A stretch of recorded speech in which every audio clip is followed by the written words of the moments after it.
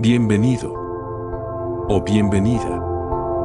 Me alegra que estés aquí esta noche. Donde quiera que te encuentres ahora mismo, sea en tu cama, en el sofá, con la luz apagada o con una tenue lamparilla encendida al lado, quiero que sepas que no tienes que hacer nada. No tienes que concentrarte con esfuerzo. No tienes que retener nada.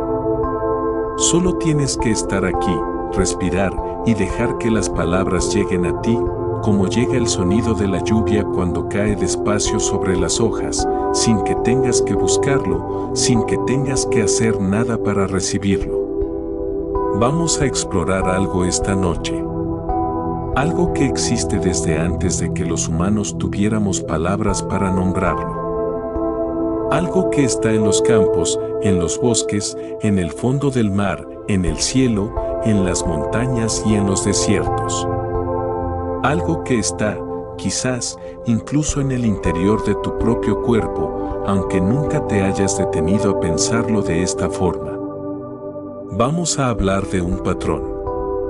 Un patrón tan simple que un niño puede entenderlo en un minuto. Y al mismo tiempo, tan profundo y tan extendido que los matemáticos, los biólogos y los filósofos más brillantes de la historia han pasado décadas intentando comprender del todo por qué existe. Pero esta noche no lo vamos a estudiar. Lo vamos a contemplar. Hay una diferencia importante entre estudiar algo y contemplarlo. Estudiar implica esfuerzo, análisis, retención.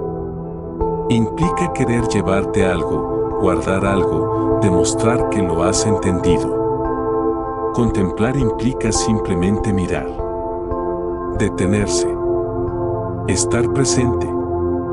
Dejar que la belleza llegue a ti sin resistencia, como la luz de una vela que no tienes que esforzarte en ver porque simplemente está ahí. Eso es lo que vamos a hacer. Así que si quieres, cierra los ojos en algún momento. O déjalos entreabiertos. O mira el techo tranquilamente. Como prefieras. Esta exploración no requiere que estés alerta. De hecho, cuanto más te relajas, más profundamente llegan las ideas. No porque tengas que esforzarte en comprenderlas, sino porque una mente tranquila deja entrar las cosas de una forma que una mente tensa no puede. Respira una vez. Suelta el aire despacio. Y empecemos. Imagina que estás caminando por un campo al atardecer. No hay prisa. El sol ya está bajo, casi rozando el horizonte, pintando el cielo de naranja suave y de ese tono de rosa que solo dura unos minutos antes de convertirse en violeta. El aire tiene esa temperatura perfecta que hace que no quieras ir a ningún lado. Un poco fresco pero no frío. Limpio. Con ese olor particular que tiene el campo cuando la tierra todavía guarda el calor del día. Solo caminar, despacio, mirando lo que hay a los lados del camino. El suelo es irregular bajo tus pies. Hay piedras pequeñas, hierbas que rozan los tobillos, algún que otro charco que quedó de la última lluvia. A tu alrededor, los grillos han empezado su música nocturna, aunque todavía no es completamente de noche. Y de repente, te detienes.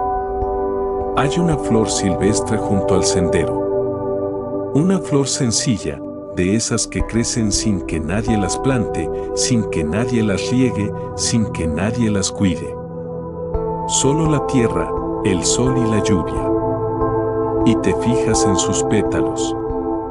1, 2, 3, 4, 5. 5 pétalos, distribuidos con una simetría tan suave que parece que alguien los colocó así con mucho cuidado y mucho tiempo. Sigues caminando. Más adelante, hay un girasol enorme que se inclina levemente hacia donde estuvo el sol. Su tallo es grueso, robusto, cubierto de pelos ásperos. Y en su centro, en ese disco grande y oscuro que es la cabeza del girasol, ves un patrón que casi te resulta imposible describir. Pequeñas semillas apretadas unas contra otras, perfectamente encajadas, formando espirales que giran hacia un lado y hacia el otro al mismo tiempo. Como dos sistemas de remolinos entrelazados que se mueven en sentidos contrarios y sin embargo conviven sin chocar. Una geometría que nunca aprendiste en la escuela, pero que algo muy antiguo dentro de ti reconoce como correcta, como natural, como inevitable. Te quedas un momento mirándolo, no analizando, solo mirando. ¿Por qué reconoces eso? ¿Por qué algo que es puramente matemático, puramente geométrico, te parece hermoso? Esa es la pregunta que vamos a explorar esta noche, muy despacio, sin prisa, como si tuviéramos todo el tiempo del mundo. Y esta noche, de hecho, lo tenemos. Antes de hablar del patrón en sí, quiero que pensemos juntos en algo que a veces pasamos por alto. La naturaleza tiene que resolver problemas. No lo hace conscientemente, claro. No hay ninguna mente diseñando los pétalos de una flor o calculando la forma de una concha de caracol. Pero la evolución, a lo largo de cientos de millones de años, va seleccionando lo que funciona, lo que es eficiente, lo que permite a un ser vivo captar más luz, almacenar más semillas, crecer más fuerte con menos material, reproducirse con más éxito en un mundo lleno de competencia. Y resulta, de manera sorprendente, que muchas de las soluciones más eficientes que existen en la naturaleza siguen el mismo patrón. No exactamente el mismo. La naturaleza nunca es exacta, pero sí aproximadamente. Como si hubiera una forma particular de crecer, una forma particular de distribuir el espacio, una forma particular de expandirse, que funciona muy bien en muchos contextos distintos. Ese patrón tiene nombre. Se llama la secuencia de Fibonacci. Y la primera vez que lo escuchas así, con ese apellido italiano, puede sonar a algo muy técnico, muy académico, muy alejado del girasol que mirabas hace un momento en el campo. Pero en realidad es una de las ideas más sencillas que existen en toda la matemática. Imagina una escalera. No una escalera complicada. Solo una escalera de peldaños, sencilla, como la que hay en cualquier casa. En el primer peldaño hay un 1. En el segundo peldaño hay un 1. Y en cada peldaño siguiente, la regla es esta, simplemente sumas los dos peldaños anteriores. 1 más 1 es 2. Ese es el tercer peldaño. 1 más 2 es 3. Ese es el cuarto peldaño. 2 más 3 es 5. Quinto peldaño. 3 más 5 es 8. Sexto peldaño. 5 más 8 es 13. Séptimo peldaño. 8 más 13 es 21. Octavo peldaño. 13 más 21 es 34. 21 más 34 es 55. 34 más 55 es 89. Y así, la escalera crece sin parar. 1, 1, 2, 3, 5, 8, 13, 21, 34, 55, 89, 144, 233, 377, 610. Esa es la secuencia de Fibonacci. Nada más que eso. Una regla tan simple que podrías explicársela a un niño de 6 años en 30 segundos. Cada número es la suma de los dos anteriores. Y sin embargo, esta regla tan simple, aplicada una y otra vez, genera algo que aparece en la naturaleza de formas que llevan siglos fascinando a las personas que se detienen a mirar. ¿Cómo puede algo tan simple ser la base de tanta complejidad? ¿Cómo puede una regla que cabe en una línea producir los patrones que hay en el centro de un girasol, en la curva de una concha, en la distribución de las hojas alrededor de un tallo? Esa es quizás la pregunta más fascinante de toda esta exploración. Y no tiene una respuesta completamente cerrada. Lo cual, si lo piensas bien, es lo más interesante de todo. Las mejores preguntas nunca tienen respuestas completamente cerradas. Volvamos al campo de antes. Ya es noche cerrada. El sol desapareció hace rato. El cielo está despejado, y si miras hacia arriba, puedes ver estrellas. Muchas estrellas. En una noche sin luna y lejos de las ciudades, el cielo nocturno es una cosa que a la mayoría de nosotros ya no vemos con suficiente frecuencia, una profundidad oscura llena de puntos de luz, algunos brillantes, otros apenas perceptibles, y cruzada de un extremo al otro por ese río tenue y lechoso que es la Vía Láctea. ¿Alguna vez has visto una fotografía de una galaxia espiral desde muy lejos? Esas imágenes donde los brazos de estrellas se curvan hacia afuera desde el centro, como si alguien hubiera atrapado un remolino gigantesco en el momento exacto en que giraba. Millones de estrellas trazando una curva que se despliega hacia el exterior desde un núcleo más brillante. Como la estela de un barco en el agua, pero hecha de miles de millones de soles y extendida a lo largo de decenas de miles de años luz. Ahora piensa en una concha de nautilo. Esas conchas de molusco que puedes encontrar a veces en tiendas de curiosidades o en museos de ciencias naturales.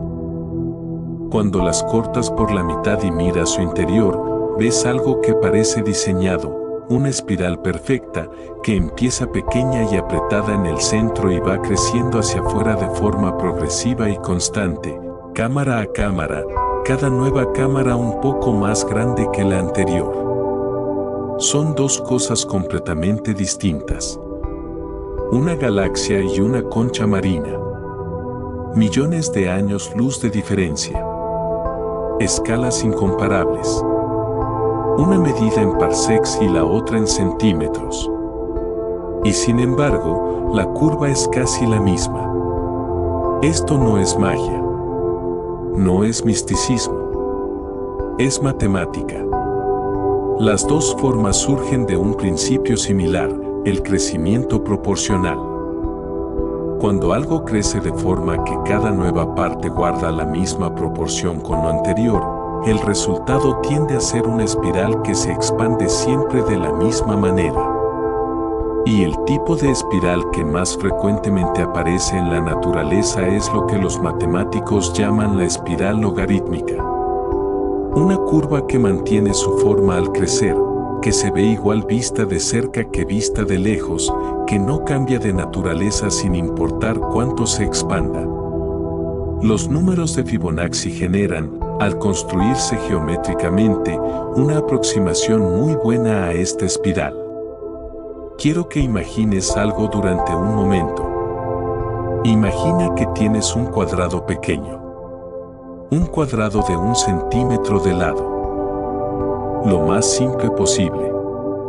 Ahora coloca al lado otro cuadrado del mismo tamaño. Ya tienes un rectángulo de 2 centímetros de largo y 1 de alto. Ahora coloca encima de ese rectángulo un nuevo cuadrado. Este cuadrado tiene que tener el mismo lado que la longitud más larga del rectángulo que ya formaste. Ese lado mide 2 centímetros. Así que tienes un cuadrado de 2 por 2. Ahora el rectángulo que has formado mide 3 de largo y 2 de alto. Coloca al lado un cuadrado de 3 por 3. El rectángulo nuevo mide 5 de largo y 3 de alto. El siguiente cuadrado, 5 por 5. El rectángulo mide 8 de largo. cuadrado de 8 por 8. Y así sucesivamente. Los tamaños de los cuadrados son 1, 1, 2, 3, 5, 8, 13, 21. Los números de Fibonacci. Ahora imagina que trazas una curva suave que pase por las esquinas interiores de todos esos cuadrados, empezando por el más pequeño y girando suavemente hacia el exterior, como si fuera la trayectoria de algo que da vueltas mientras se aleja del centro. Obtienes una espiral.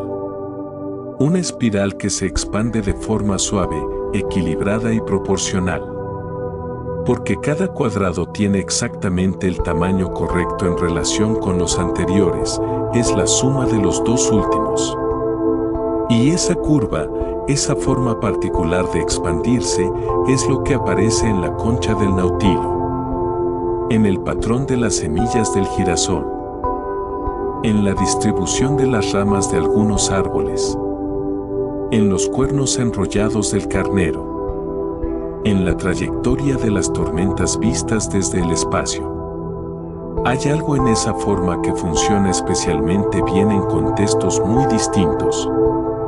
Y la pregunta de por qué funciona tan bien es una de las más interesantes que podemos hacernos. Antes de seguir, quiero que respires una vez más. Solo una respiración. Lenta. Con calma. El aire entra. El pecho se expande. Y luego, despacio, el aire sale. Y con él, cualquier tensión que todavía no haya soltado. No hay prisa aquí. Las ideas no van a ningún lado. El girasol del campo va a seguir ahí mañana. La concha del nautilo lleva millones de años siendo exactamente lo que es. Podemos ir despacio. Hubo un hombre, en el siglo XIII, que vivía en la ciudad italiana de Pisa. Se llamaba Leonardo, aunque la historia lo recuerda casi exclusivamente por su apodo, Fibonacci, que viene de hijo de Bonaccio, que era el apellido de su padre. Leonardo de Pisa, hijo de Bonaccio. Fibonacci. Leonardo viajó mucho de joven. Su padre era comerciante, y el comercio en aquella época significaba cruzar el Mediterráneo en barco, llegar al norte de África, tratar con mercaderes de distintas culturas. Fue en esos viajes donde Leonardo aprendió algo que en Europa casi nadie conocía todavía: el sistema de numeración que venía de la India a través del mundo árabe. Los números que usamos hoy. El 1, el 2, el 3, el 4 y sobre todo, el 0. El 0 es una idea que nos parece absolutamente obvia ahora, pero que tardó siglos en llegar a Europa. En el sistema romano de numeración, que era el que se usaba en Italia en aquel tiempo, no existía el 0. Y eso hacía los cálculos matemáticos increíblemente complicados. Cuando Leonardo volvió a Italia, escribió un libro. Lo llamó el Liber Abaci, el libro del ábaco. Era un libro sobre aritmética, sobre cómo calcular usando los nuevos números. Y en ese libro, casi de pasada, casi como si fuera un ejercicio de práctica, Leonardo incluyó un pequeño problema sobre conejos. El problema decía, más o menos, esto.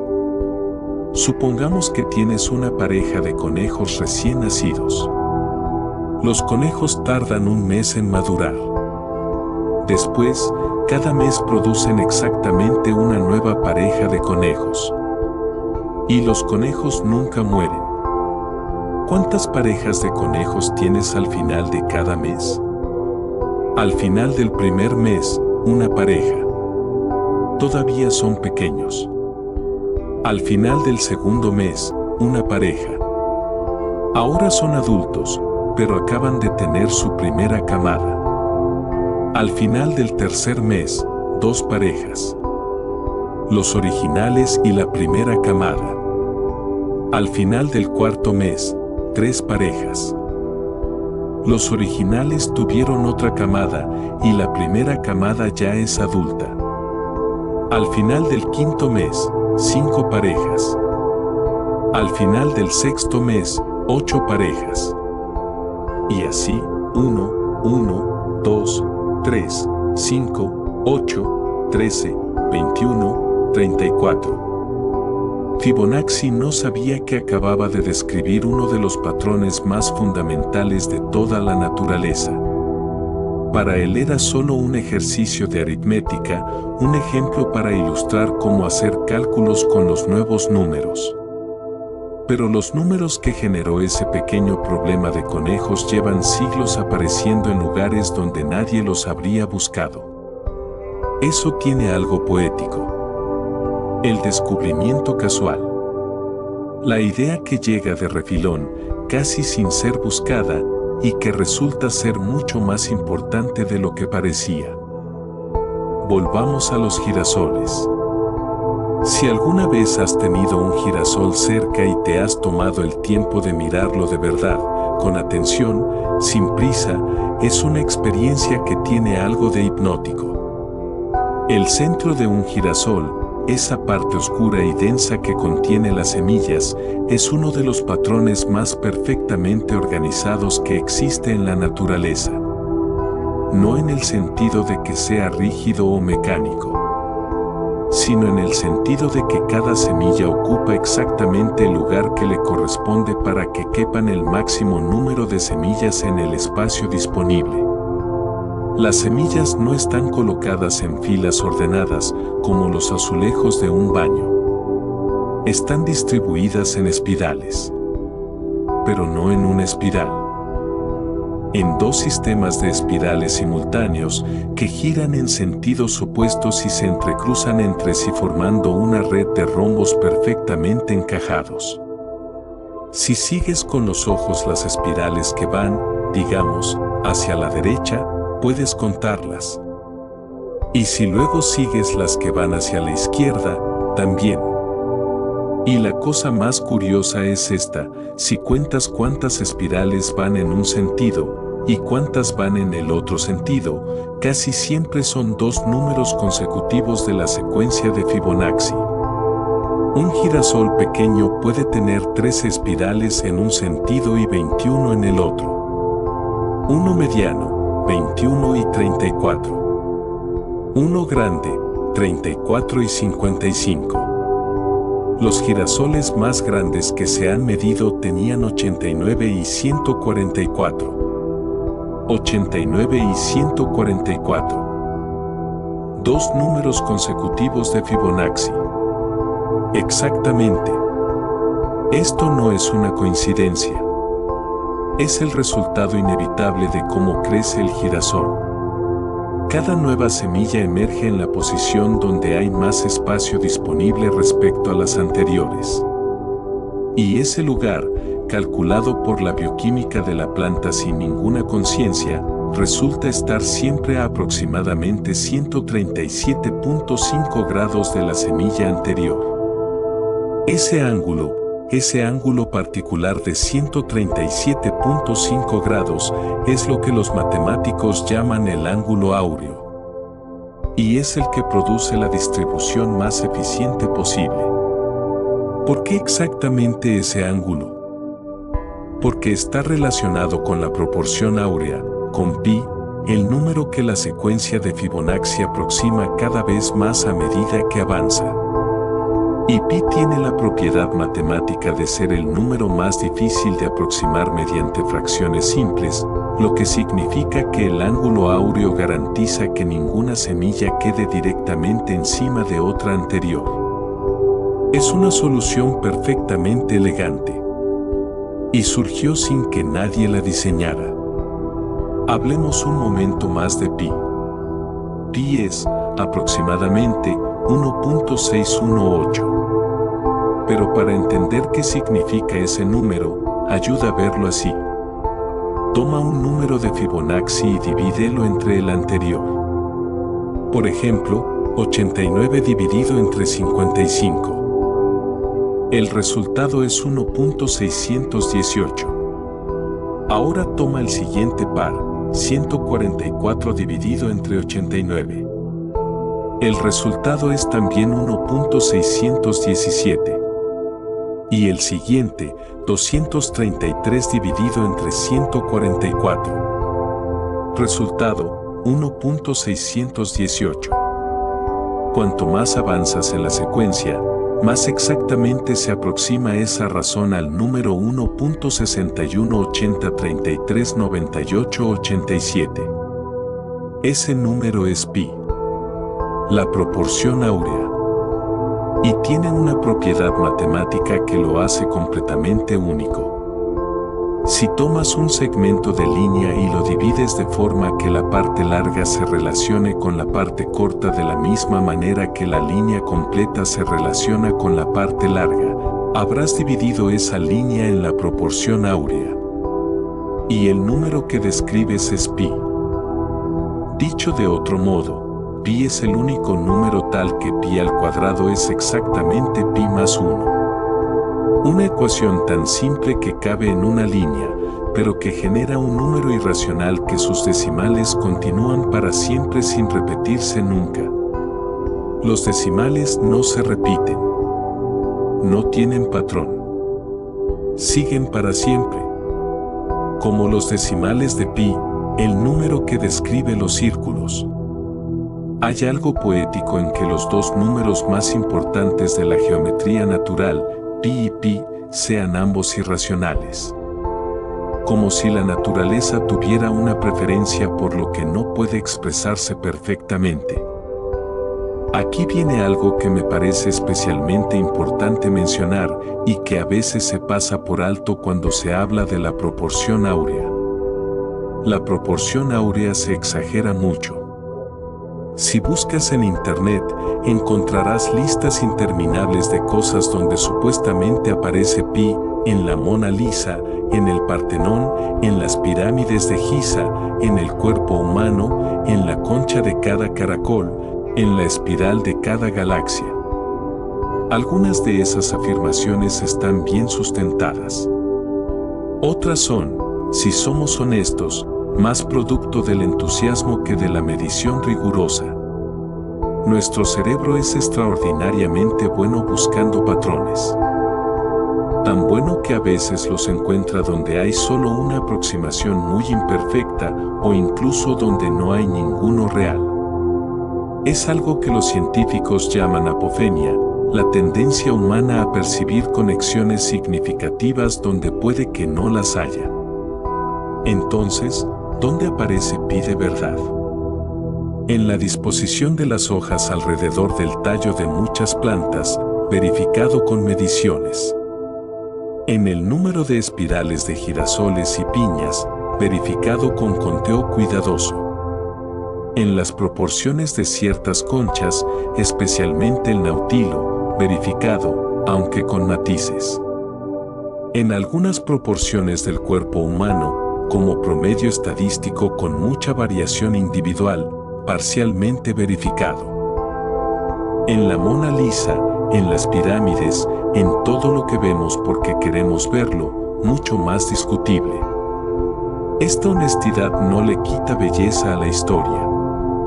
Se la añade. Porque lo que sí está documentado, lo que sí se puede verificar, ya es suficientemente asombroso sin necesidad de exageraciones. Pensemos en el bosque. Hay un tipo de planta que crece en casi todos los bosques del mundo. El helecho. El helecho es una planta antigua. Mucho más antigua que las flores y los árboles con semillas. Los helechos llevan en la Tierra más de 350 millones de años. Han sobrevivido a extinciones masivas que borraron del mapa a criaturas mucho más complejas y poderosas. Y siguen aquí, creciendo en la sombra húmeda de los bosques, tan tranquilos como siempre. Una de las cosas más hermosas de los helechos es cómo emergen sus hojas nuevas. En lugar de abrirse de golpe, como hace una flor al florecer, las hojas de los helechos emergen enrolladas sobre sí mismas. Se llaman cabezas de violín o en inglés fiddle heads, porque su forma recuerda la voluta de un violín, una espiral apretada, un pequeño remolino verde, que se va abriendo muy despacio conforme la hoja crece. Si pudieras ver ese proceso en cámara lenta, verías una espiral que se deshace, que se expande, que se convierte en una hoja plana. Pero esa expansión no es aleatoria. La hoja crece en espiral porque eso le permite mantenerse compacta y protegida mientras es joven y vulnerable, y luego despegarse de forma ordenada cuando ya es lo suficientemente fuerte para enfrentarse al mundo. Hay algo que se siente casi como una metáfora en eso. El crecimiento que empieza enrollado sobre sí mismo y que necesita tiempo para despegarse. La paciencia antes de la expansión. Los helechos no tienen prisa. Sigamos en el bosque, pero miremos hacia arriba. Los árboles son estructuras de una complejidad asombrosa. No parecen complejos a primera vista, un tronco, unas ramas, unas hojas. Pero si los estudias con detenimiento, empiezas a ver patrones que van mucho más allá de lo superficial. La forma en que un árbol se ramifica sigue una lógica que tiene mucho que ver con la eficiencia. El tronco principal se divide en ramas secundarias. Cada rama secundaria se divide en terciarias. Y así sucesivamente, hasta llegar a los ramilletes más pequeños donde crecen las hojas. Este tipo de estructura, donde un patrón se repite a distintas escalas, tiene un nombre matemático, fractal. Un fractal es un objeto que tiene la misma forma a diferentes escalas. Si amplías una parte de un árbol, esa parte se parece al árbol entero. Una rama se parece a un árbol pequeño. Un ramillete se parece a una rama pequeña. La autosimilaridad se repite indefinidamente. Esta estructura fractal no es decorativa. Es funcional. Piénsalo así, un árbol necesita llevar agua y nutrientes desde las raíces hasta cada hoja. Y necesita llevar los azúcares producidos en las hojas de vuelta a todo el árbol. Para hacer eso de forma eficiente, necesita una red de transporte que llegue a todos los puntos sin desperdiciar material. La solución fractal, donde los canales se ramifican progresivamente en canales más pequeños, minimiza la longitud total de los conductos necesarios para llegar a todas partes. Es matemáticamente óptima. Y los números que aparecen en esa ramificación, las proporciones entre las ramas de distintos órdenes, se aproximan frecuentemente a los números de Fibonacci. Pensemos ahora en algo que probablemente tienes cerca en este momento. Tu propia mano. Extiende mentalmente los dedos de una mano. Cuéntalos, 5. Un número de Fibonacci. Ahora piensa en los huesos de tus dedos. Cada dedo tiene 3 falanges, excepto el pulgar, que tiene 2.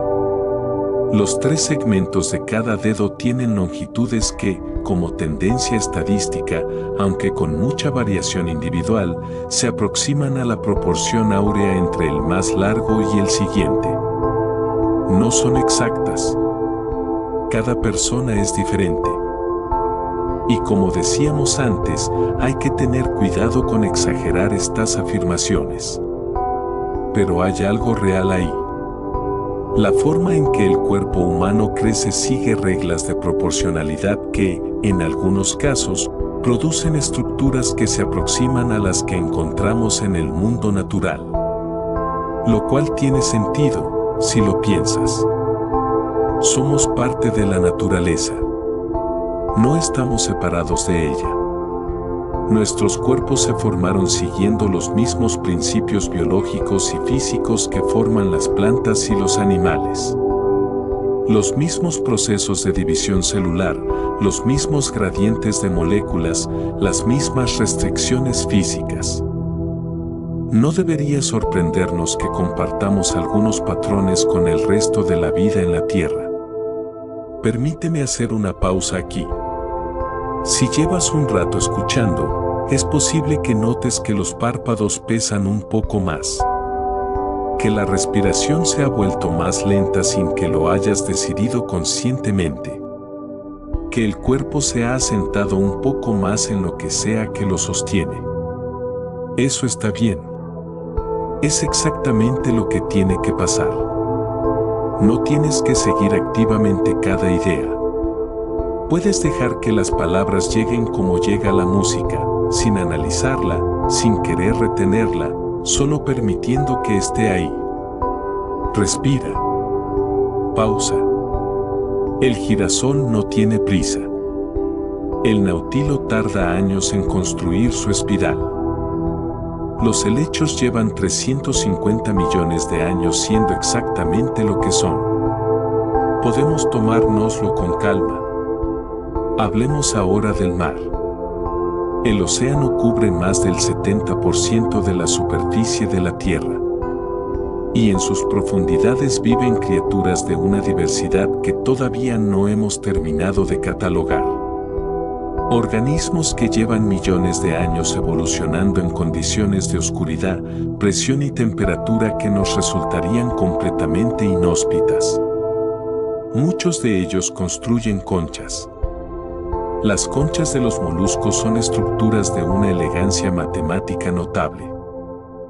No porque alguien las haya diseñado así, sino porque el proceso de construcción de una concha, que es simplemente el organismo segregando material calcáreo en la zona de crecimiento del borde de la concha, produce naturalmente una espiral. La razón es simple, el organismo crece. Y conforme crece, la zona de donde segrega material también crece. Pero la forma en que segrega el material es siempre la misma, radialmente, desde el centro. El resultado es que cada nueva capa de concha es un poco más grande que la anterior, en una proporción constante. Y cuando algo crece en proporción constante alrededor de un eje, el resultado es una espiral logarítmica. Esta es una de las razones por las que las conchas son espirales, no porque la naturaleza haya elegido la espiral como solución, sino porque la espiral es el resultado inevitable de ese tipo particular de crecimiento. El nautilo es el ejemplo más famoso. Pero hay cientos de especies de moluscos cuyas conchas son espirales. Algunas son planas, como monedas enroscadas. Otras son altas y estrechas, como torres. Otras son abiertas y amplias. Pero casi todas tienen ese patrón de expansión proporcional que produce la curva logarítmica. Hay algo en el interior de una concha de nautilo que me parece especialmente hermoso. Cuando el nautilo crece, construye una nueva cámara, más grande que la anterior. Y sella la cámara vieja, dejándola vacía. Así, la concha se convierte en una serie de cámaras progresivamente más grandes, conectadas entre sí por un tubo estrecho que el nautilo usa para regular su flotabilidad, llenando las cámaras de agua o de gas según necesite subir o bajar en la columna de agua. Desde fuera, la concha es una espiral perfecta. Desde dentro, es una historia del crecimiento del animal, cada cámara es una etapa de su vida. Las más pequeñas, en el centro, son las primeras.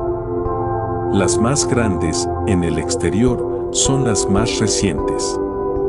Un registro físico del tiempo. Una espiral que es también una autobiografía. Hay algo que resulta profundamente tranquilizador en esa imagen. El animal que lleva su historia consigo, encapsulada en capas concéntricas, creciendo hacia afuera sin abandonar lo que fue. Pensemos en los animales de tierra. Muchos mamíferos, pájaros y reptiles tienen cuernos, colmillos o garras que crecen siguiendo curvas espirales. Los cuernos del carnero de las montañas rocosas son quizás el ejemplo más espectacular.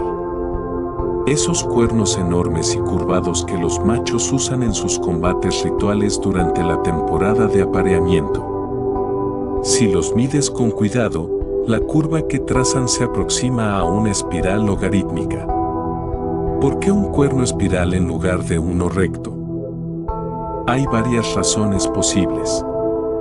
Una espiral distribuye mejor las fuerzas mecánicas que actúan sobre ella. Cuando dos carneros chocan sus cuernos, la espiral absorbe y distribuye el impacto de una forma que un cuerno recto no podría hacer tan eficientemente. La curva actúa como un amortiguador natural. Además, la espiral permite que el cuerno crezca indefinidamente sin que su forma cambie radicalmente. Un cuerno recto que siguiera creciendo simplemente se haría más largo. Un cuerno espiral que sigue creciendo se enrolla sobre sí mismo de forma predecible y controlada. Las uñas y garras de muchos animales también siguen curvas espirales por razones similares. El crecimiento proporcional, la distribución de fuerzas, la eficiencia del material. Sigamos viajando. Subamos hacia el cielo. Las tormentas tropicales y los huracanes son uno de los fenómenos más poderosos de la atmósfera terrestre. Y cuando los ves desde el espacio, en las fotografías de satélite, lo primero que notas es la espiral. Una espiral de nubes que gira alrededor de un centro relativamente claro, que es el ojo del huracán. Los brazos de nubes se curvan hacia el interior en una curva que, visualmente, recuerda mucho a la espiral de una galaxia o a la concha de un nautilo. Las causas son completamente distintas, claro. Un huracán es el resultado de la energía del océano cálido, la rotación de la Tierra y los gradientes de presión atmosférica. La forma espiral emerge del efecto Coriolis. La rotación de la Tierra hace que los sistemas de baja presión giren en sentido antihorario en el hemisferio norte y en sentido horario en el hemisferio sur. No es Fibonacci lo que produce los huracanes. Pero sí es la misma lógica matemática subyacente, el crecimiento proporcional, el movimiento rotacional, la distribución eficiente de energía.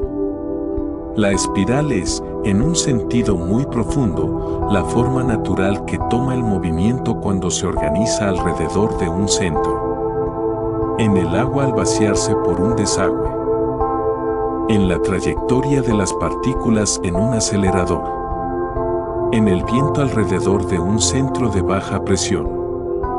En las semillas alrededor del centro de un girasol.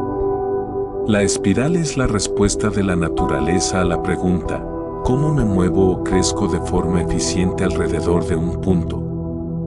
Bajemos ahora al nivel de lo muy pequeño. Al nivel de las células. Una célula es, en muchos sentidos, la unidad fundamental de la vida. Todo lo que vive, desde las bacterias más simples hasta los árboles más altos, está hecho de células.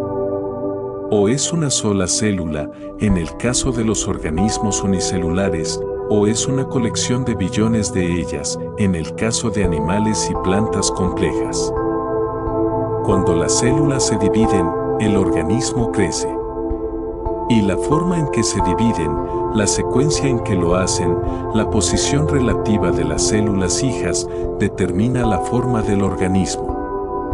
En las plantas, las células que se dividen en los meristemos, que son las zonas de crecimiento activo en los extremos de las ramas y raíces, lo hacen siguiendo un orden muy preciso. Cada nueva célula aparece en una posición que maximiza la distancia respecto a las células vecinas ya existentes. Y ese principio, el de máxima separación, produce de forma natural los ángulos áureos. Porque el ángulo áureo es precisamente el que garantiza que ninguna célula nueva quede demasiado cerca de las anteriores. No hay ningún gen que diga crece a 137.5 grados. Hay genes que regulan las concentraciones de hormonas vegetales que a su vez crean campos de inhibición alrededor de cada célula nueva, Y el resultado de la interacción de esos campos es que la siguiente célula emerge a 137.5 grados de la anterior. La complejidad emerge de reglas simples. Los patrones emergen de la interacción. La belleza emerge sin que nadie la haya planeado. Hablemos un momento de la ciencia que intenta entender todo esto.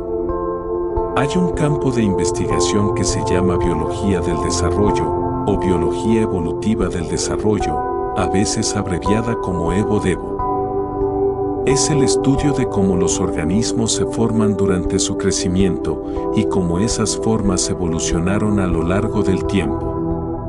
Una de las preguntas centrales de este campo es, ¿cómo produce el genoma formas complejas a partir de instrucciones simples? El ADN de una planta no contiene el plano de cada hoja. No hay instrucciones que digan coloca esta célula aquí y esta otra allá. Lo que hay son instrucciones para producir proteínas y esas proteínas interactúan entre sí y con el ambiente de formas que producen patrones. Es como si tuvieras un conjunto de reglas de ajedrez y esas reglas, seguidas por millones de piezas al mismo tiempo, produjeran obras de arte.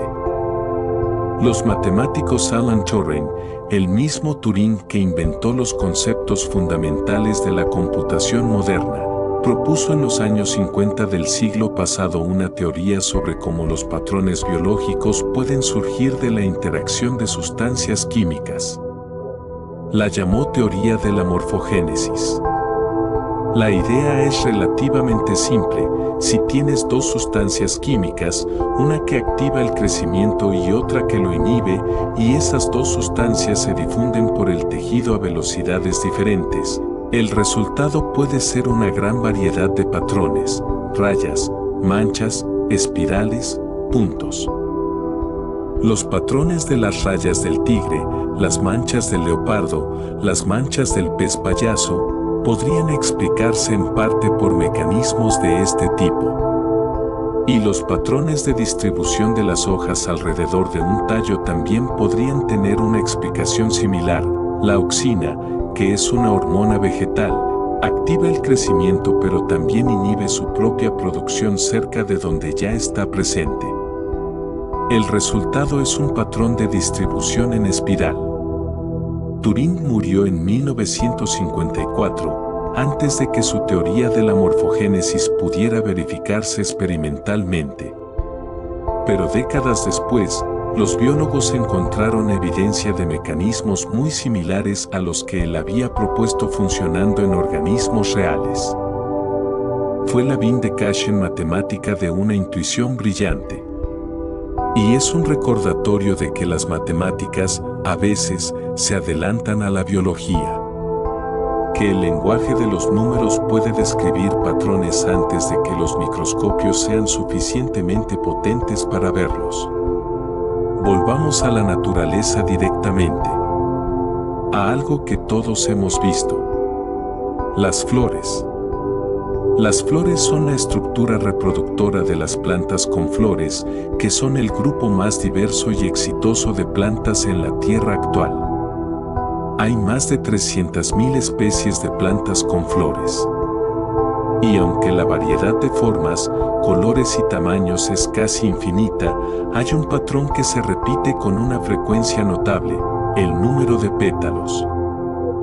Las flores de 3 pétalos son comunes: los lirios, los tulipanes.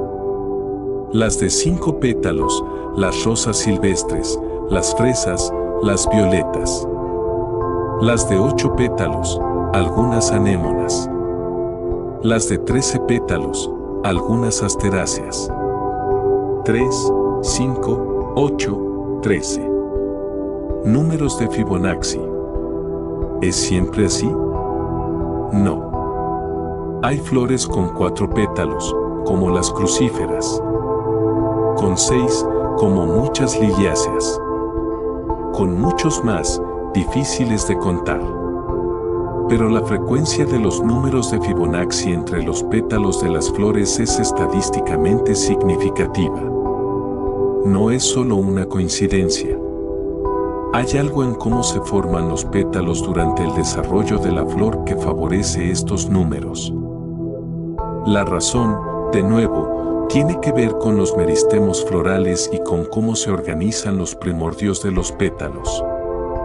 Cada primordio emerge a cierta distancia de los anteriores, siguiendo la misma lógica que lleva a los ángulos áureos, y el resultado es que el número final de pétalos tiende hacia números de Fibonacci.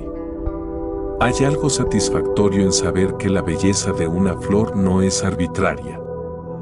Que hay una razón, aunque sea una razón biológica y matemática, para que tenga el número de pétalos que tiene. Pensemos ahora en algo diferente. Algo que conecta la ciencia con la historia del arte. Los griegos de la antigüedad estaban fascinados por la proporción y la armonía. Para ellos, la belleza y el orden matemático eran casi la misma cosa. Buscaban en la geometría una verdad que fuera a la vez estética y filosófica. Euclides, el matemático griego del siglo III antes de nuestra era, describió lo que llamó la división en media y extrema razón. Es decir, la proporción áurea.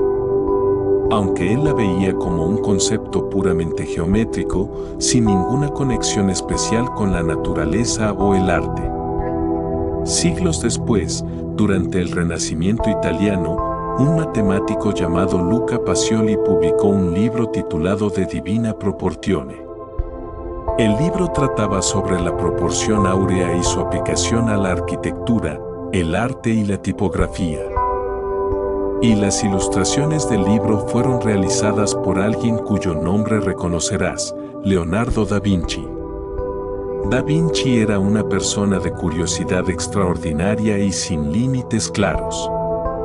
No era solo pintor, era también escultor, arquitecto, ingeniero, anatomista, geólogo, botánico. Pasaba horas diseccionando cadáveres para entender el cuerpo humano. Dibujaba plantas y animales con una precisión que anticipaba la ilustración científica moderna. Diseñaba máquinas que no se construirían hasta siglos después. Y estaba fascinado por las proporciones.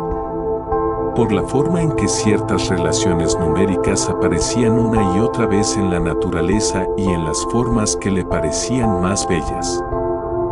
Su dibujo más famoso, El hombre de Vitruvio, muestra una figura humana inscrita en un círculo y un cuadrado, con las proporciones precisamente medidas. Es un estudio de la proporción humana, pero también una declaración filosófica, la idea de que el cuerpo humano refleja una armonía matemática que conecta lo humano con lo universal. Da Vinci nunca escribió explícitamente que estaba usando la proporción áurea en sus pinturas. Pero la fascinación que tenía por las proporciones naturales y su colaboración con Pacioli en el libro sobre la divina proporción sugieren que esas ideas estaban profundamente presentes en su forma de ver el mundo. Vayamos al sur del Mediterráneo. A Grecia. A Atenas. En lo alto de la Acrópolis, el Partenón lleva más de 2400 años mirando la ciudad. Es uno de los edificios más famosos de la historia, un símbolo de la cultura clásica que ha influido en la arquitectura de prácticamente todos los continentes. Durante siglos, se ha dicho que sus proporciones reflejan la razón áurea. Que la fachada, con sus columnas y su frontón, se puede inscribir en un rectángulo áureo. La verdad, como suele ocurrir, es un poco más complicada. Si hay proporciones notables en el Partenón. Sus arquitectos, Ictinos y Calícrates, claramente se preocuparon profundamente por la proporción y la armonía. El edificio tiene sutiles correcciones ópticas, como el hecho de que las columnas no son completamente rectas sino ligeramente curvadas hacia el interior, para compensar la ilusión óptica de que parecerían cóncavas si fueran perfectamente rectas. Pero si medimos exactamente y buscamos pi con precisión, la cosa no es tan clara. Las proporciones del Partenón se acercan a pi, pero no de forma tan exacta como a veces se afirma. Lo que sí es cierto es que los griegos buscaban activamente proporciones que resultaran armoniosas, que tenían una teoría estética basada en la proporción, y que muchas de las proporciones que encontraban más bellas se aproximaban, aunque no siempre con precisión matemática, a la razón áurea. ¿Significa eso que pi es objetivamente bello? ¿O significa que hay algo en la proporción equilibrada, en el equilibrio entre el todo y las partes, que resulta visualmente satisfactorio para los humanos? Probablemente lo segundo. Y pi, como aproximación matemática a ese equilibrio, aparece con frecuencia. Los psicólogos llevan décadas estudiando qué tipos de formas y proporciones nos parecen más atractivos. Los resultados son fascinantes, aunque también complejos. Algunos experimentos sugieren que la gente tiende a preferir rectángulos cuya proporción entre el lado largo y el lado corto se aproxima a pi. Cuando se muestran varios rectángulos de distintas proporciones y se pide elegir el más agradable, muchas personas, aunque no todas, eligen uno cuya proporción ronda 1.6. Pero los estudios son inconsistentes. Hay culturas donde estas preferencias son menos marcadas. Hay contextos donde no aparecen en absoluto. Y hay debates sobre si lo que la gente elige en un experimento de laboratorio realmente refleja sus preferencias estéticas genuinas. Lo que sí parece más sólido es esto: los seres humanos tenemos una preferencia por la simetría. Encontramos más atractivos los rostros y los cuerpos que son más simétricos. Esta preferencia sí está bien documentada y tiene una explicación evolutiva razonable. La simetría perfecta en un organismo indica que su desarrollo transcurrió sin interrupciones importantes, sin enfermedades o accidentes que distorsionaran su crecimiento. Es, en cierto sentido, un indicador de salud y de buena genética. Y la proporción áurea, en muchos contextos, está relacionada con la simetría. Un rostro que se aproxima a proporciones áureas tiende también a ser más simétrico. Así que quizás lo que encontramos bello en las proporciones áureas no es pi en sí mismo, sino la salud y el crecimiento sin perturbaciones que pi tiende a indicar. Un patrón que estamos entrenados para reconocer como señal de algo positivo, y que por eso nos produce una sensación de calma y de bienestar. Pause a moment here. Esta noche hemos recorrido muchos lugares. Los campos al atardecer. El interior de las conchas. Las ramas de los árboles. El interior de las flores. Los cuadernos de Leonardo da Vinci. Los templos griegos. Los experimentos de los psicólogos. Y la misma idea ha aparecido una y otra vez, como una melodía que regresa en diferentes tonalidades, que hay una forma de organizar el espacio, de crecer, de distribuirse, que aparece en muchos contextos distintos porque resulta ser eficiente en muchos problemas distintos. No está en todo. No es perfecta en ningún sitio. Pero sí está en muchos sitios y con suficiente frecuencia para que merezca que nos detengamos a mirarlo. Respira. La noche sigue afuera. Las plantas siguen creciendo. Las conchas en el fondo del mar siguen construyéndose, cámara a cámara, espiral tras espiral. Nada tiene prisa. Hablemos de algo que no solemos asociar con la naturaleza, la música. La conexión no es directa. Hay que tener cuidado de no exagerarla.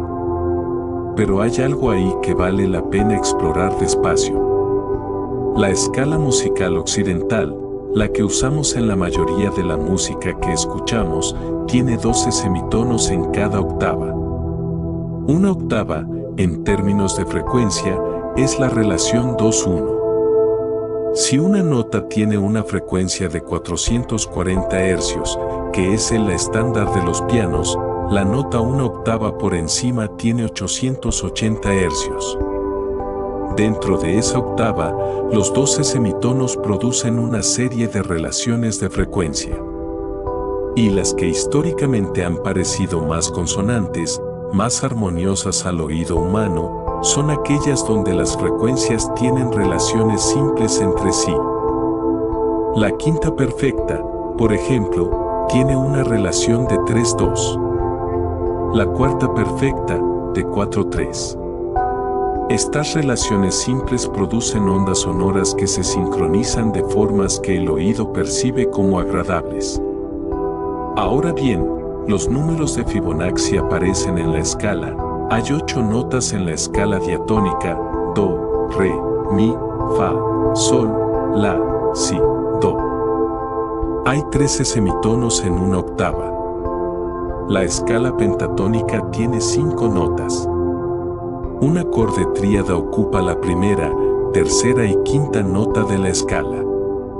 1, 3, 5, 8, 13. Números de Fibonacci. ¿Es esto una coincidencia? ¿O hay algo en la forma en que el oído humano procesa las frecuencias sonoras que lo lleva a preferir divisiones que se aproximan a Fibonacci? Probablemente hay algo de coincidencia. Y probablemente hay algo de diseño histórico, en el sentido de que los músicos y teóricos de la música, a lo largo de siglos, fueron eligiendo y refinando las escalas que sonaban mejor. Y algunas de esas elecciones, de forma inconsciente, produjeron proporciones que se aproximan a Fibonacci. No porque Fibonacci sea la razón, sino porque Fibonacci y la armonía musical comparten algo en común. Ambos son formas de organizar la proporción que resultan naturalmente agradables. Hay otra conexión musical que me parece especialmente interesante. Los compositores de la escuela minimalista del siglo XX, personas como Steve Reich, Philip Glass o Arvo Pärt, desarrollaron una forma de música basada en patrones repetitivos que se modifican de forma muy gradual. La música de Steve Reich, por ejemplo, consiste a menudo en un patrón que se repite mientras otro patrón similar va desfasándose lentamente respecto al primero. El resultado es una música que parece estática y cambiante al mismo tiempo, que parece predecible y sorprendente al mismo tiempo. Hay algo en esa música que se parece mucho a los patrones de Fibonacci, la sensación de que algo muy simple, repetido una y otra vez con pequeñas variaciones, puede producir una complejidad y una belleza que van más allá de lo que esperarías. La repetición con variación. La simplicidad que genera complejidad. La regla local que produce el patrón global. La música minimalista suena, a muchas personas, especialmente relajante.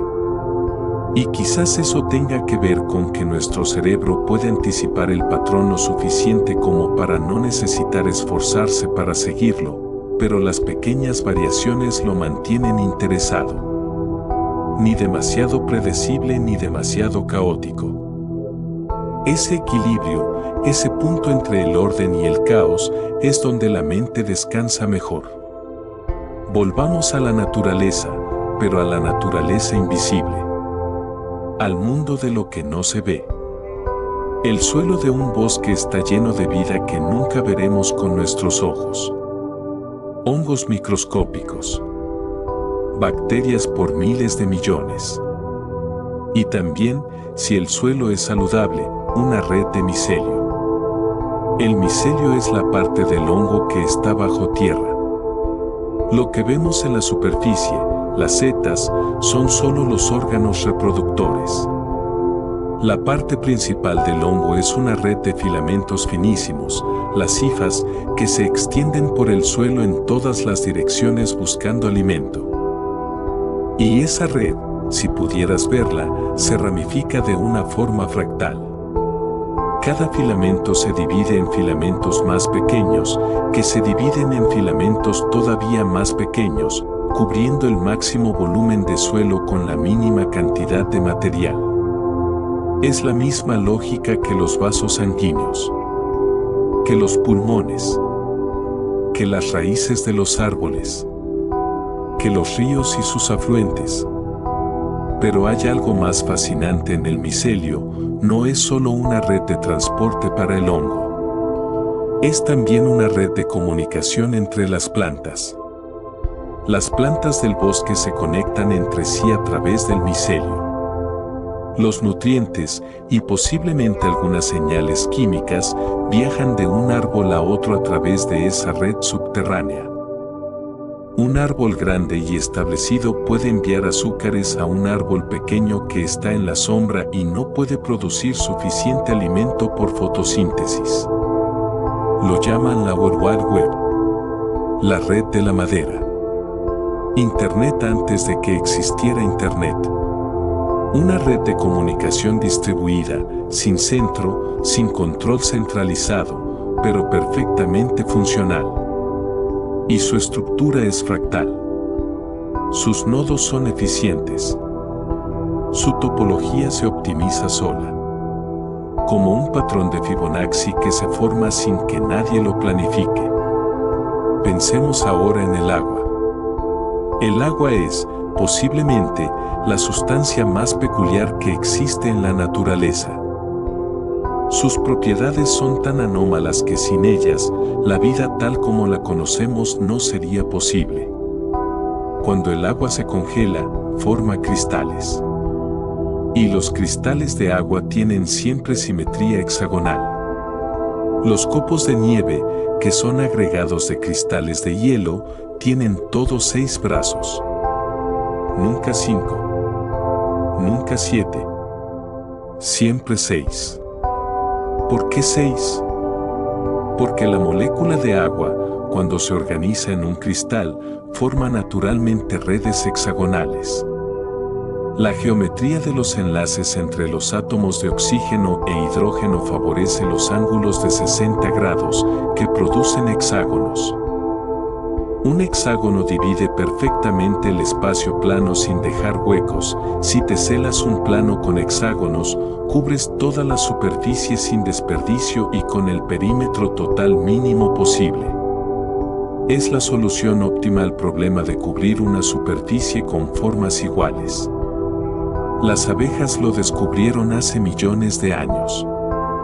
Sus panales son hexagonales porque esa forma maximiza el espacio de almacenamiento de miel con el mínimo consumo de cera. La geometría óptima aparece en la naturaleza una y otra vez. No porque alguien la calcule, sino porque las fuerzas físicas, al minimizar la energía, tienden a producir las formas geométricamente más eficientes. El hexágono en los panales. La espiral logarítmica en las conchas. El ángulo áureo en las plantas. Todos son soluciones físicamente óptimas a problemas específicos. Hay algo que me parece importante mencionar en este punto de la exploración. Hemos hablado de muchos ejemplos de Fibonacci y la proporción áurea en la naturaleza. Pero no hemos hablado demasiado de lo que no sabemos. Y lo que no sabemos es considerable. No sabemos exactamente por qué la proporción áurea aparece donde aparece. Tenemos explicaciones parciales, mecanismos plausibles, modelos matemáticos que reproducen los patrones. Pero no tenemos una explicación completa y unificada. No sabemos si hay algo profundo que conecta las espirales de las galaxias con las espirales de las conchas, o si es solo que ambas son espirales logarítmicas por razones completamente independientes.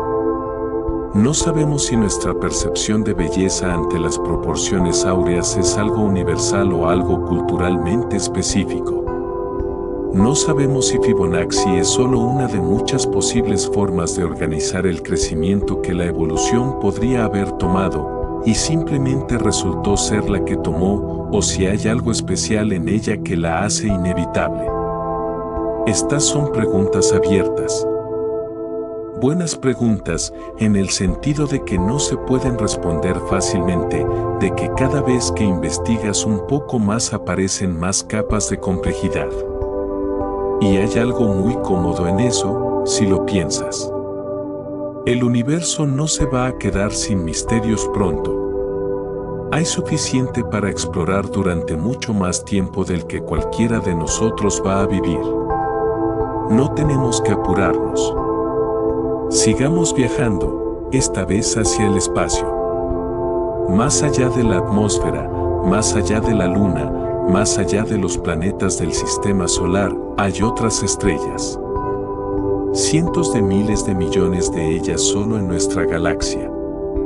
Y muchas de esas estrellas tienen planetas.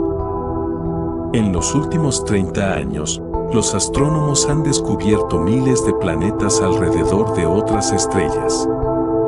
Algunos son enormes, del tamaño de Júpiter o más grandes. Otros son pequeños, parecidos a la Tierra.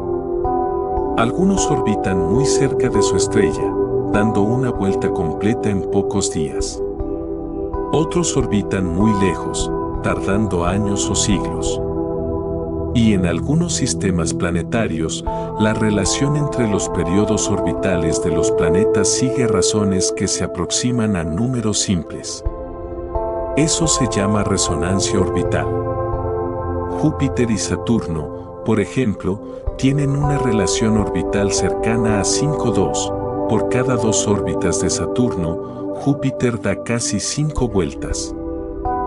Las resonancias orbitales son el resultado de la gravedad y de la dinámica de los sistemas en rotación. Y producen estabilidad. Los planetas en resonancia orbital se influyen mutuamente de forma regular y predecible, y esa regularidad tiende a ser más estable a largo plazo que las relaciones no resonantes. No es exactamente Fibonacci, pero sí es la misma búsqueda de proporciones simples, de razones que se pueden expresar con números enteros pequeños que encontramos en las escalas musicales y en las proporciones de la secuencia de Fibonacci. Los sistemas físicos, cuando se dejan evolucionar libremente durante tiempo suficiente, tienden a caer en configuraciones que son, en algún sentido matemático, simples y ordenadas. Es como si el universo tuviera una preferencia por ciertos tipos de armonía. Volvamos a la Tierra. Volvamos al jardín. Hay algo que los jardineros saben intuitivamente y que la ciencia ha confirmado: las plantas que crecen bien son más simétricas que las que están bajo estrés. Una planta que tiene suficiente agua, suficiente luz, suficientes nutrientes y ninguna enfermedad tenderá a producir hojas más simétricas, flores más regulares, un crecimiento más consistente y equilibrado. Una planta bajo estrés, ya sea por falta de agua, por una infección fúngica o por demasiada sombra, tenderá a producir hojas asimétricas, crecimientos irregulares, flores con menos pétalos de lo habitual. La simetría, la regularidad, la aproximación a los patrones de Fibonacci son señales de salud. De que el organismo tuvo todos los recursos que necesitaba para desarrollarse de la forma que su genoma preveía. Y quizás nuestros cerebros, entrenados durante millones de años a evaluar la calidad de los recursos en nuestro entorno, han aprendido a responder positivamente a esas señales de salud. A reconocer la simetría y la regularidad como señales de que algo está bien. De que el entorno es bueno. Y eso produce una sensación que se parece mucho a lo que llamamos belleza. La belleza como señal de salud, como indicador de calidad del entorno, como respuesta evolucionada a información importante. Una idea que, si la piensas despacio, tiene algo de extraordinario. Hay una cosa más que quiero explorar contigo esta noche, antes de que el sueño llegue del todo. La idea de la escala. Hemos hablado de patrones que aparecen en las semillas del girasol, que miden pocos milímetros. Y hemos hablado de patrones que aparecen en las galaxias, que se miden en miles de años luz. La diferencia de escala entre estos dos ejemplos es incomprensible en términos cotidianos. Un año luz es la distancia que recorre la luz en un año. La luz viaja a 300.000 kilómetros por segundo. En un año, eso es aproximadamente 10 billones de kilómetros. Y las galaxias miden decenas de miles de años luz de diámetro. Y sin embargo, el mismo tipo de curva aparece en ambos extremos de esa escala inmensa. ¿Qué nos dice eso? Nos dice que las leyes matemáticas que describen el crecimiento y el movimiento no dependen de la escala. Son leyes que se aplican igualmente a lo muy pequeño y a lo muy grande. Las mismas ecuaciones que describen cómo crece una concha también describen, con algunas modificaciones, cómo se organiza una galaxia. Esta es una de las razones por las que los físicos y los matemáticos son tan apasionados por su trabajo. Porque las leyes que descubren no son válidas solo en un contexto específico. Son válidas en todos los contextos. Son, en un sentido muy real, universales. Y Fibonacci, o más concretamente las espirales logarítmicas que la secuencia de Fibonacci aproxima, es un ejemplo de esa universalidad. No está en todo, pero está en muchos sitios muy distintos, por razones que en cada caso tienen que ver con el crecimiento proporcional o con la organización eficiente del espacio. Y eso es, si lo piensas, algo bastante asombroso. Vamos llegando al final de esta exploración. Aunque final no es exactamente la palabra correcta. Porque lo que hemos estado haciendo durante todo este tiempo es asomarnos a algo que no tiene final. La secuencia de Fibonacci no termina, puede seguir sumando para siempre. La naturaleza no deja de generar nuevos ejemplos. Las preguntas que plantean no tienen respuestas definitivas. Y lo que ocurre en el universo ahora mismo, mientras tú estás aquí respirando y descansando, es exactamente eso. La naturaleza sigue su proceso. Las plantas siguen creciendo. Las conchas siguen construyéndose. Las galaxias siguen girando. Todo muy lento. Todo muy constante. Todo siguiendo reglas que llevan aquí mucho más tiempo que cualquier ser humano. Pienso en las plantas ahora mismo, creciendo en la oscuridad. No solo cuando hay luz. Las plantas crecen también de noche. Los procesos celulares no se detienen al oscurecer. Las semillas germinan en la oscuridad total, empujando sus primeras raíces hacia abajo y su primer brote hacia arriba, siguiendo el campo gravitatorio, siguiendo los gradientes químicos, siguiendo reglas que llevan millones de años refinándose. En algún jardín ahora mismo, mientras tú estás tumbado y tranquilo y el mundo exterior está en silencio, una planta está colocando una nueva célula exactamente a 137.5 grados de la anterior. Sin saberlo. Sin planearlo. Sin ningún propósito consciente. Y el resultado será, si todo va bien, una hoja más que recibirá el sol de mañana. Que producirá oxígeno. Que alimentará a algún insecto o algún animal.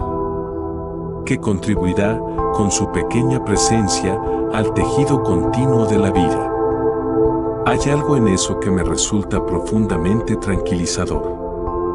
La idea de que el crecimiento no necesita urgencia. Que la paciencia es, quizás, la estrategia más efectiva que existe. Las raíces también crecen en espiral. Cuando una raíz penetra en el suelo, no lo hace en línea recta. Se retuerce, gira, busca el camino de menor resistencia a través de las partículas de tierra, a través de los espacios entre los granos de arena y las partículas de arcilla. Y ese movimiento de rotación, ese avance en espiral, le permite penetrar en capas más compactas con menos esfuerzo. Como un sacacorchos. Como un taladro. La espiral no solo es un patrón que aparece en la superficie de las cosas. Es una forma de moverse. Una manera de avanzar. Y eso también está en la secuencia de Fibonacci, de alguna forma. La idea de que el avance no tiene por qué ser directo para ser eficiente. Que a veces el camino en espiral, el que parece indirecto y complicado, es el que llega más lejos. Las raíces no se rinden ante la tierra compacta. No intentan romperla frontalmente. La rodean. La esquivan. Encuentran los caminos disponibles y los siguen, avanzando en espiral cuando hace falta, retrocediendo cuando no hay otra opción, buscando siempre el camino que existe. Hay algo en eso que se parece a la sabiduría. Quiero terminar con algo que no es exactamente ciencia, aunque quizás sea la parte más importante de todo lo que hemos explorado esta noche. Hay una sensación que a veces se experimenta en la naturaleza. No siempre. No de forma garantizada. Pero a veces, en el bosque, o junto al mar, o en un jardín tranquilo al amanecer, o incluso en un momento de quietud interior, aparece algo que es difícil de nombrar con precisión. Una sensación de que todo está conectado. De que hay una coherencia subyacente en las cosas. De que el mundo no es un accidente arbitrario, sino algo que tiene una estructura, una lógica, una forma que se repite en distintas escalas y en distintos contextos. Los budistas tienen una imagen para una idea parecida, la red de Indra. Imaginan el universo como una red infinita de joyas, y cada joya refleja en su superficie a todas las demás joyas. En cada punto de la red está contenida, de alguna forma, la totalidad de la red.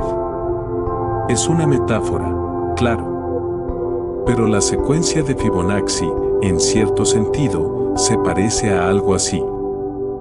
Un patrón pequeño, una regla simple, que se refleja en conchas y galaxias y pétalos y huesos y tormentas y ramas y músicas. ¿Es el universo un lugar donde las mismas reglas matemáticas aparecen una y otra vez simplemente porque son las más eficientes? ¿O hay algo más profundo? ¿Una coherencia que todavía no sabemos nombrar del todo? No lo sabemos. Y está bien no saberlo. A veces la pregunta es más fértil que la respuesta. A veces el misterio es más nutritivo que la solución. Esta noche hemos viajado juntos por muchos lugares. Hemos estado en un campo al atardecer, mirando una flor silvestre con 5 pétalos.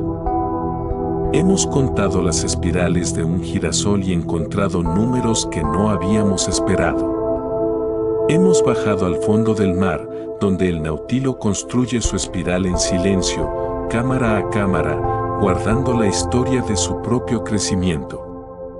Hemos mirado cómo los helechos se desenrollan en la sombra del bosque. Hemos pensado en los fractales de los árboles y en las redes de micelio bajo la tierra. Hemos subido hasta las galaxias, donde las espirales se extienden durante miles de años luz. Hemos pensado en artistas que, sin saberlo, dibujaban proporciones que la naturaleza ya había descubierto mucho antes. Hemos considerado la posibilidad de que nuestra propia percepción de la belleza sea, en parte, el reconocimiento inconsciente de patrones que están en el mundo y también en nosotros mismos. Hemos encontrado Fibonacci en la música, en el suelo del bosque, en el agua congelada, en los huracanes y en las órbitas de los planetas. Y ahora es el momento de descansar. Los patrones seguirán ahí mañana. Las espirales seguirán creciendo. Las semillas seguirán colocándose exactamente donde deben estar, a 137.5 grados del anterior, sin urgencia y sin error. El girasol habrá girado toda la noche siguiendo la posición de la luna o simplemente esperando al sol de mañana. Y tú seguirás aquí, respirando, descansando, con la mente más tranquila, quizás, que cuando empezamos este viaje. Así que déjate ir. Si el sueño estaba esperando al otro lado de estas palabras, ya puede entrar. No hay nada que lo detenga. Si todavía hay algo de luz en tu mente, que sea una luz suave. Como la luz de una vela pequeña en una habitación oscura. Presente pero quieta. Cálida pero sin urgencia. Piensa, si quieres, en una espiral creciendo lentamente. No importa cuál.